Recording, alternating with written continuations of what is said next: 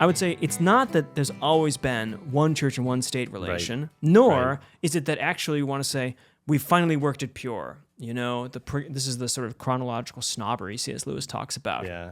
Everything is always getting better. Exactly. We're and we on must, the great march of this progress. must be the best time we've got, right?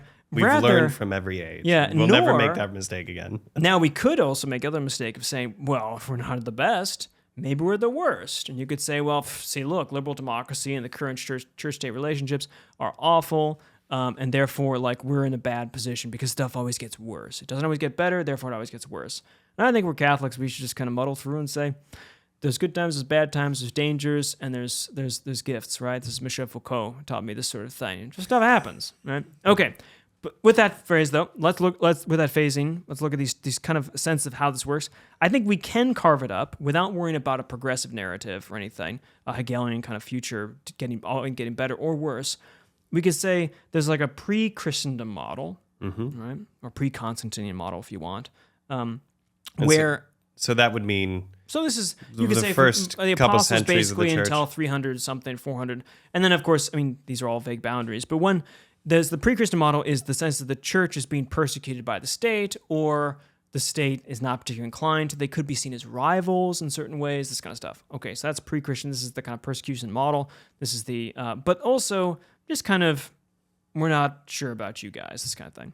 Then you could say, center stage, you've got a Christendom model or Constantinian model, where the church and the state are much more aligned. Now, this obviously has varied degrees as well, right?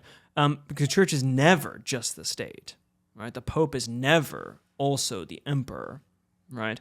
Even in the closest relationship between church and state, there's still a bit of a distance, all right? Nonetheless, the state is Catholic and therefore comes under certain church legislation, rules, and directives and principles and such, right? Such that the political economy sort of. Then we have the third position, which how far does that take us through, by the way? Well, let's go. Historically, 1600s maybe. You okay. can see the Reformation is kind of breaking this a bit. You could say certainly the 1600s. So maybe let's say 300s until the 1600s or 1700s, that kind of thing.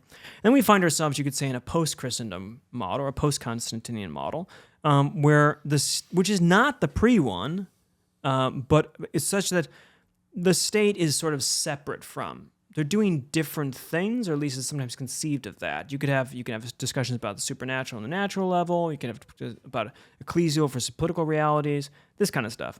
Now, those three, I think these are not the only three positions. I suspect there could be other positions. It's not like we've exhaustively defined it, nor is it that obviously this third one is going to go back into the first one. This is some sort of eternal return of the same, right?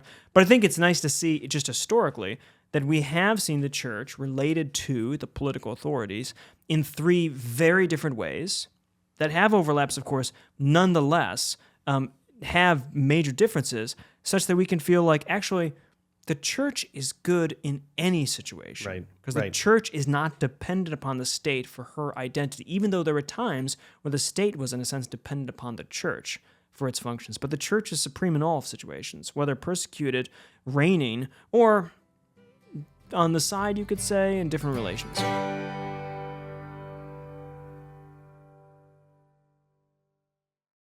Father Bonaventure, what's your favorite version of the Bible? Ooh, English Standard Version, Catholic edition. Okay, when was that published?